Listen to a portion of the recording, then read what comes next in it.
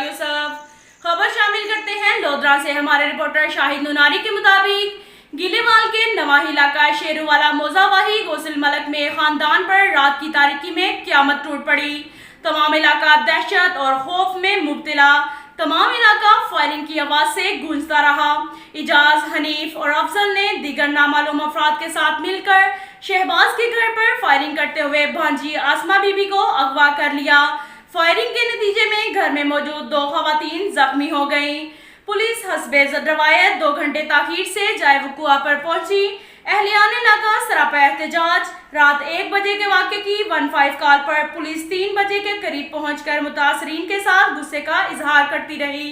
मुतासरीन का कहना है कि इससे पहले भी आसमा बीबी को अगवा किया गया था, जिसकी FIR दर्ज करवाई गई, मगर थाना गिलेवाल पुलिस मुल्जिमान से साजबाज हो गई।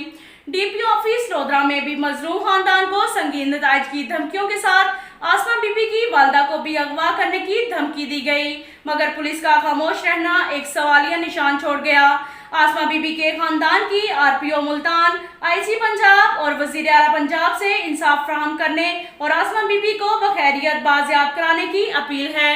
अब तक के लिए इतना ही काफी है। मिलते हैं अगले बुलेटिन में, हमारे साथ रहिएगा। अल्लाह हाफिज।